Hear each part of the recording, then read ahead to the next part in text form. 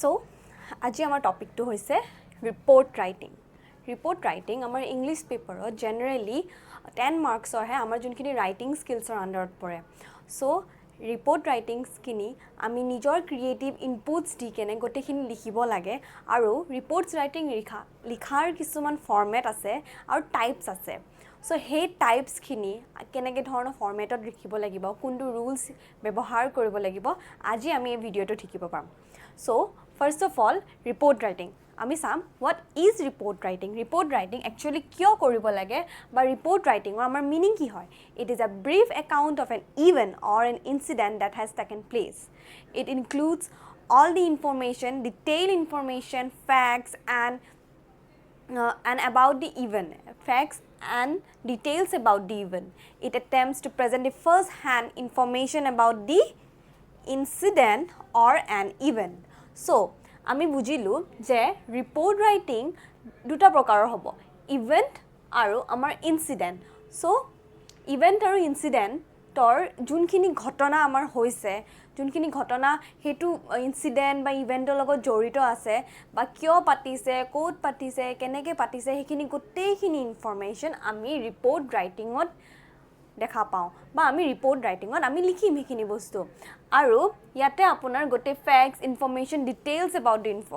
About the event or an incident. So' মই already কৈছোঁ ক'ত হৈছে, কি হৈছে, কেনেকৈ হ'ব, কেনেকৈ হৈছিল, কোন কোন ইনভলভ আছিলে কামটোত বা কোন আহিছিল, যদি ইভেণ্ট হয় সেইটো কোন আহিছিল, চিফ গেষ্ট কোন আছিলে, প্ৰগ্ৰাম কেনেকুৱা হৈছিলে, কোনটো জেগাত হৈছিলে, বা যদি সেইটো ইনচিডেণ্ট হয়, ইনচিডেণ্ট মানে আমাৰ যিকোনো এক্সিডেণ্ট বা আপোনাৰ এক্সিডেণ্ট ৰিলেটেড হয়, যোনখিনি আনএক্সপেক্টেড হয়। যদি তেনেকুৱা ধৰণৰ হয়, তেতিয়া কেনেকুৱা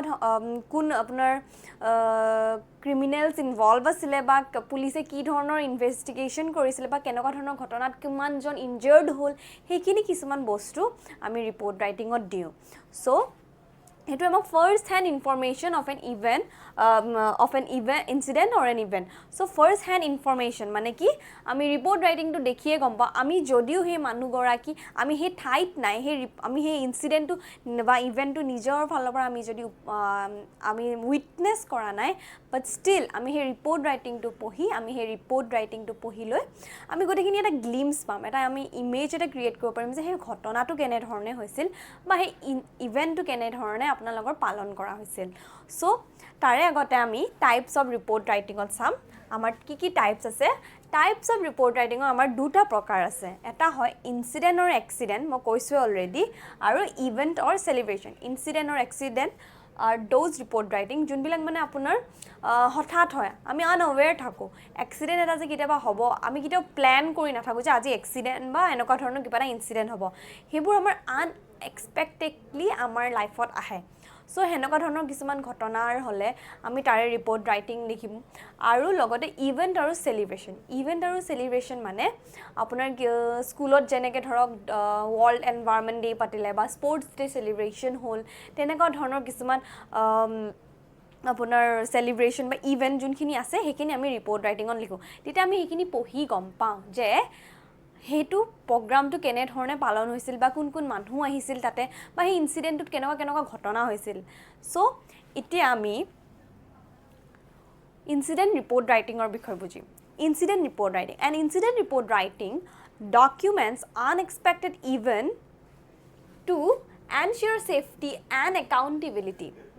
It details what happened, when happened, who was involved. So, example is our road accident, flood, fire, train accident, etc. So, our an incident report, yate amar likhai ase already.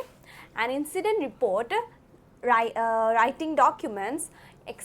unexpected events to ensure safety and accountability.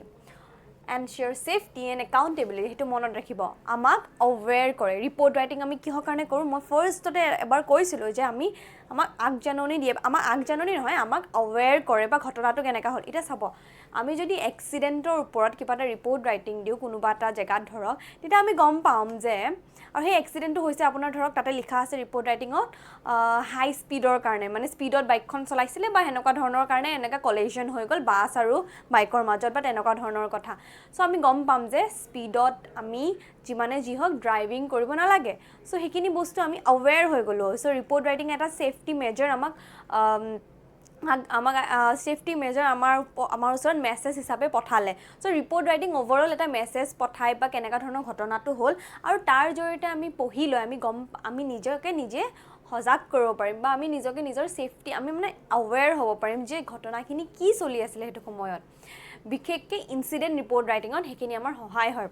জানিবলে so road accident আছে flood আছে fire আছে train accident আছে যেনেকৈ road এক্সিডেন্টৰে কথা ক'লো মই আপোনাৰ সো ৰোড এক্সিডেন্টত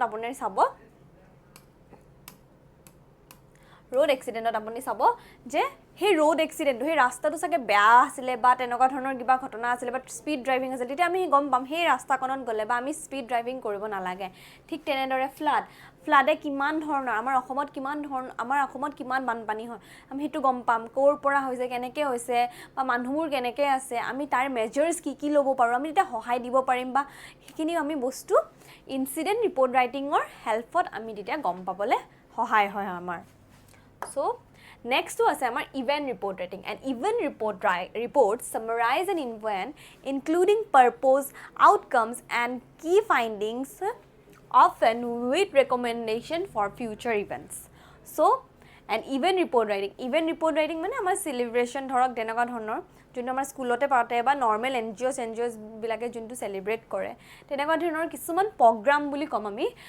সামাৰাইজ এন ইভেন্ট মানে গোটেই হোল ওভাৰঅল ইভেন্টটোৰ বিষয়ে সামাৰাইজ কৰে মানে হোল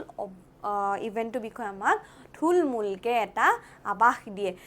যে সেই ইভেন্টটোত কোন আছিলে সেই ইভেন্টটো কিয় পাতিছিল সেই ইভেন্টটোৰ পৰা কি বেনিফিটছ হ'ব বা সেই ইভেন্টটোৰ পৰা মানুহবিলাকে কি শিকিব পালে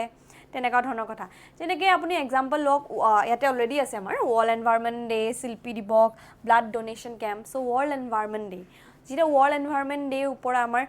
স্কুলত ধৰা প্ৰগ্ৰাম এটা পাতিছে আৰু তাৰ বিষয়ে আমি ৰিপৰ্ট ৰাইটিং আমি পালোঁ নৰ্মেলি ৰিপৰ্ট ৰাইটিংবোৰ আহে নিউজ পেপাৰত বা কেনেকুৱা ধৰণৰ ক্লিপছ আপোনাৰ তেনেকুৱা ধৰণৰ আমি নিউজত পাওঁ চ' আমি যেতিয়া পঢ়িম আমি গম পাম যে ৱৰ্ল্ড এনভাইৰনমেণ্ট ডে কিয় পাতিছিল ল'ৰা ছোৱালীবোৰ কিমান সজাগ হয় ৱৰ্ল্ড এনভাইৰনমেণ্ট ডেক লৈ তাতে আমি কিমান প্ৰকৃতিক লৈ আমি এনভাইৰনমেণ্টটোক লৈ আমি কিমান বেছি অৱেৰ হ'ব লাগে চ' আমি সেইখিনি গোটেইখিনি ঘটনা আমি ধৰক সেই ৰিপৰ্ট ৰাইটিঙত গম পালোঁ বা সেইটো তেওঁলোকে স্কুলখনে যেনেকৈ ধৰণে পালন কৰিছে গছ ৰুইছে বা কোন চিফ গেষ্ট আহিছে চিফ গেষ্টে কি মানে স্পীচ দিছে তেনেকুৱা ধৰণৰ কথা আমি যেতিয়া গম পাম সেইখিনিৰ লগত তাতে থকা মানুহখিনি যোনখিনিয়ে চেলিব্ৰেট কৰিছে তেওঁলোকতো আপোনালোকৰ বেনিফিট হয় লগতে আমিও যেতিয়া পঢ়িম আমিও তেতিয়া গম পাম ঘটনাটোৰ বিষয়ে আমিও গম পাম যে ৱৰ্ল্ড এনভাইৰনমেণ্ট ডে কিমান ইম্পৰ্টেণ্ট হয় কিয় চেলিব্ৰেট কৰিব লাগে চ' আমিও সেইখিনিৰ পৰা বেনিফিট হ'ম চ' আমি অলৰেডি ইয়াতে লিখাই আছে এনচিয়ৰ ছেফটি আৰু আমাৰ N event so' details about the event and attempts to present the first hand information of an incident or an event so মই কৈছো অলৰেডি থুলমূলকৈ আমাক এটা আভাস দিব বিচাৰে যে সেই ইভেণ্টটোৰ লগত কি মানুহ জড়িত আছিলে বা একদম ফাৰ্ষ্ট ইভেণ্ট চ' আমি যেতিয়া পঢ়িম আমি সেইটো ৰিপৰ্ট ৰাইটিংটোৰ বিষয়ে তেতিয়া আমি এটা গ্লিমছ পাম এটা ইমেজ আমাৰ ক্ৰিয়েট হ'ব যে কেনেকৈ আমি যদিও সেইটো প্ৰগ্ৰামত উপস্থিত নাই বা পঢ়ি কেনে আমি গম পাম তাতে কি হৈছিল কি ইনভলভ হৈছিল কেনেকুৱা ধৰণৰ কাম হৈছিল আৰু তাৰ পৰা আমি কেনেকুৱা ধৰণৰ বেনিফিটছ পাম চ' ইনচিডেণ্ট ৰিপৰ্ট ৰাইটিং আৰু আমাৰ ইভেণ্ট ৰিপৰ্ট ৰাইটিঙৰ আমাৰ ফৰ্মেটখিনি অলম'ষ্ট একেই হয় ফৰ্মেট আমাৰ অলম'ষ্ট একেই হয় জাষ্ট আমি লিখা আমাৰ যোনটো ৰাইটিং স্কিলছ বা আমাৰ ৰাইটিঙৰ যোনখিনি আপোনাৰ ক্ৰিয়েটিভিটি সেইখিনি অকণমান চেঞ্জ হ'ব যেনেকৈ আমাৰ তাৰে কিছুমান ৰুল আছে চ' সেই ৰুলখিনি আমি এতিয়া চাম